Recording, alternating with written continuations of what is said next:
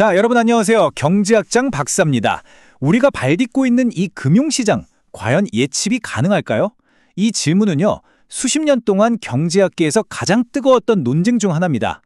오늘은 시장의 완벽한 이성을 믿는 효율적 시장 가설과 인간의 비합리적인 심리에 주목하는 행동주의 사이의 이 거대한 지적 전투 속으로 한번 깊숙이 들어가 보겠습니다. 자, 본질적인 질문부터 던져보죠. 주식 가격 예측할 수 있을까요? 여기에 대해서 경제학은 정말 극과 극의 두 가지 답을 내놓습니다. 한쪽에서는 아니, 모든 정보가 이미 가격에 다 녹아 있어서 예측은 절대 불가능해 라고 주장하고요. 다른 한쪽에서는 무슨 소리? 시장을 움직이는 건 결국 사람의 마음인데 그 심리를 읽으면 당연히 예측 가능하지 라고 맞서고 있죠. 정말 팽팽한데요. 과연 누구의 말이 맞을까요? 오늘 우리가 함께 떠나볼 지적 여정은 이렇습니다. 먼저 시장의 마음을 읽으려는 근본적인 질문에서 출발해서 효율적 시장 가설과 행동주의, 이 두 거인의 위대한 논쟁을 살펴볼 거고요. 그리고 2008년 글로벌 금융위기가 이 논쟁에 어떤 교훈을 남겼는지, 또 시장의 움직임을 담은 수학 공식은 과연 무슨 의미인지도 파헤쳐볼 겁니다. 마지막에는 이 두 이론이 어떻게 만나서 새로운 관점을 만들어냈는지까지 차근차근 따라가 보겠습니다. 여러분, 이 논쟁이 그냥 학자들끼리의 말싸움이라고 생각하면 절대 안 됩니다. 이게 왜 중요하냐면요. 시장을 예측할 수 있느냐 없느냐에 따라서 우리의 투자 전략부터 기업의 리스크 관리, 그리고 정부의 경제 정책까지 모든 것이 달라지기 때문에요. 화폐 금융론 전체를 관통하는 아주 근본적인 질문인 셈이죠. 시장의 마음을 읽을 수 있다는 믿음과 없다는 믿음, 이 거대한 차이에서 모든 게 시작됩니다. 자, 이제 이 위대한 논쟁을 이끈 두 명의 지적 거인을 만나볼 시간입니다. 정말 재미있는 건요, 이 두 사람이 같은 해에 노벨 경제학상을 공동 수상했다는 사실이에요. 이 논쟁이 얼마나 팽팽하고 또 양쪽 다 얼마나 중요한지를 전 세계에 보여준 상징적인 사건이었죠. 이 논쟁은 한마디로 이성과 감정의 대결입니다. 자, 왼쪽을 보세요. 효율적 시장 가설 EMH는 시장을 아주 차가운 이성을 가진 완벽한 정보 처리 기계로 봅니다. 어떤 정보든 나오자마자 즉시 1초의 오차도 없이 가격에 반영된다는 거죠. 반면에 오른쪽의 행동주의는요, 시장을 공포와 탐욕이 휩싸이는 지극히 인간적인 사람들의 집합체로 봅니다. 이 근본적인 시각 차이가 모든 논쟁의 출발점이에요. 효율적 시장 가설의 아버지 유진 파마 교수는 이렇게 주장하는 거죠. 물론 시장에서 가끔 이상한 현상들이 보이긴 하지. 근데 그거 대부분 그냥 통계적인 우연이야. 분석 방법을 더 정교하게 만들면 그런 이상 현상들은 대부분 사라진다는 겁니다. 즉, EMH가 100% 완벽하진 않아도 현실을 설명하는 데 있어서는 이게 최선의 이론이라는 아주 강력한 믿음이죠. 하지만 로버트 실러 교수는 여기에 아주 강력하게 반박합니다. 아니, 인간의 공포와 탐욕이 어떻게 그냥 무작위일 수가 있냐? 이거죠. 그는 기업의 실제 가치, 즉 펀더멘털과는 상관없이 주가가 미친 듯이 널뛰는 초과 변동성 현상을 지적합니다. 이게 바로 시장이 합리적이지 않다는 가장 강력한 증거라고 주장하는 겁니다. 자, 이때 효율적 시장 가설 진영에서 던지는 아주 강력한 방어 논리가 바로 이 문장입니다. 이론을 이기려면 더 나은 이론을 가져와라. 무슨 말이냐면요, EMH에 몇 가지 흠이 보인다고 해서 그냥 비판만 하는 건 쉽다는 거죠. 그걸 완벽하게 대체할 수 있는 더 정교하고 일관성 있는 새로운 이론을 만들어 오기 전까지는 EMH가 여전히 챔피언이라는 겁니다. 자, 이제 책상 위에서의 이론 논쟁은 잠시 접어두고 이 이론들을 현실의 가장 혹독한 시험대 위에 한번 올려보겠습니다. 바로 2008년 전 세계를 강타했던 글로벌 금융위기라는 거대한 폭풍 속에서 과연 이 두 이론은 어떤 평가를 받았을까요? 당시 영국의 이코노미스트지가 썼던 비유인데 정말 신랄하죠? 짝이 안 맞는 신발 더미, 아무도 원하지 않은 빈집들. 시장의 자원을 효율적으로 배분한다는 믿음이 얼마나 처참하게 무너졌는지를 보여주는 상징적인 표현입니다. 자본주의의 심장이 먼 듯한 이 사건 이후 사람들은 그 책임을 물을 대상을 찾기 시작했습니다. 가장 먼저 비판의 화살이 향한 곳은 바로 효율적 시장 가설이었습니다. 시장은 언제나 옳고 가격은 모든 것을 반영한다는 믿음이 정책 결정자들과 투자자들의 눈을 가려버렸다는 거죠.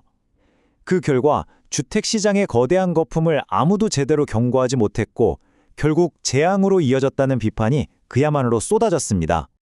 하지만 반론도 만만치 않습니다.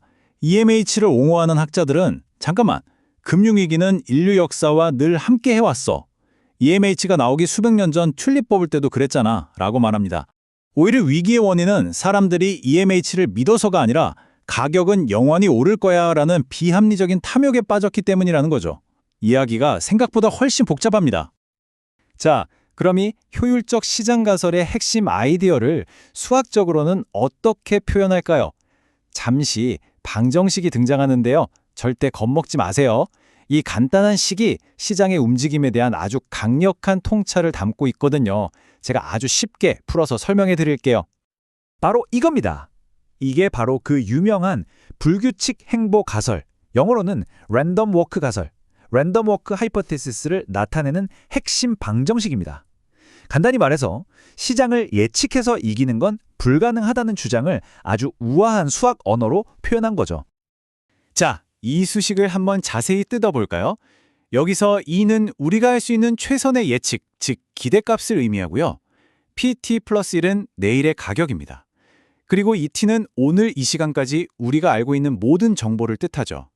그러니까 이 식의 왼쪽 부분은 오늘까지의 모든 정보를 총동원해서 예측한 내일의 가격을 의미하는 겁니다.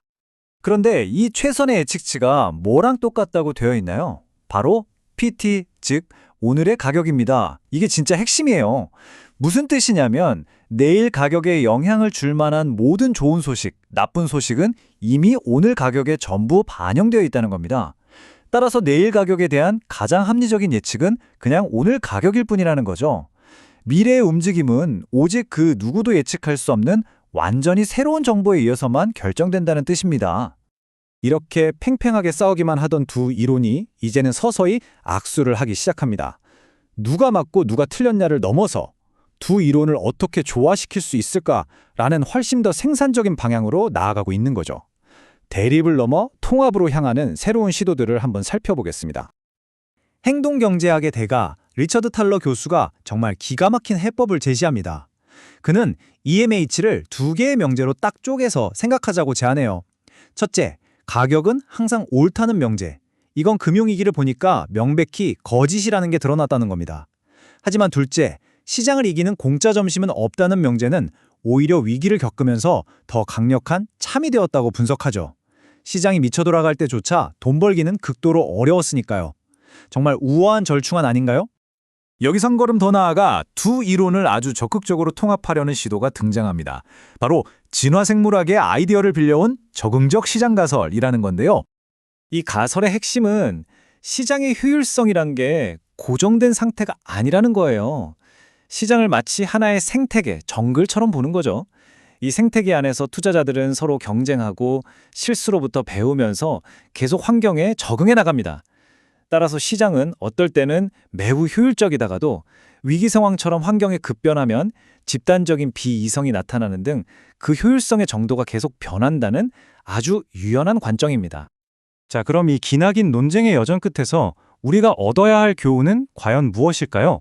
이 새로운 관점을 통해 우리는 세상을 어떻게 바라봐야 할까요? 오늘 우리가 얻어야 할 가장 중요한 교훈은 바로 이겁니다. 금융시장을 제대로 이해하려면 두 개의 렌즈가 모두 필요하다는 것. 시장의 냉철한 이성을 분석하는 효율적 시장 가설의 렌즈와 그 안에서 움직이는 인간의 따뜻하고 때로는 비합리적인 심리를 읽는 행동주의의 렌즈. 이 두 눈을 모두 가져야만 비로소 전체 그림을 볼 수 있다는 겁니다. 마지막으로 여러분께 이 질문을 드리고 싶습니다. 오늘 배운 이 복잡하고 어려운 개념을 마스터하는 것이 여러분 자신에게 왜 중요할까요? 잠시 시간을 내서 이 질문의 답을 스스로에게 한번 물어보시기 바랍니다. 솔직히 화폐금융론 어렵죠?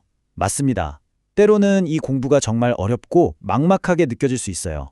하지만 오늘 우리가 함께 살펴본 이 거대한 논쟁처럼 경제학은 세상을 움직이는 돈과 시장의 원리를 꿰뚫어 볼 수 있는 정말 강력한 통찰력을 우리에게 줍니다. 지금의 노력이 미래의 세상을 이해하는 여러분만의 가장 강력한 무기가 될 겁니다. 그러니까 절대 포기하지 마세요. 이 지적인 여정은 그만한 가치가 충분합니다.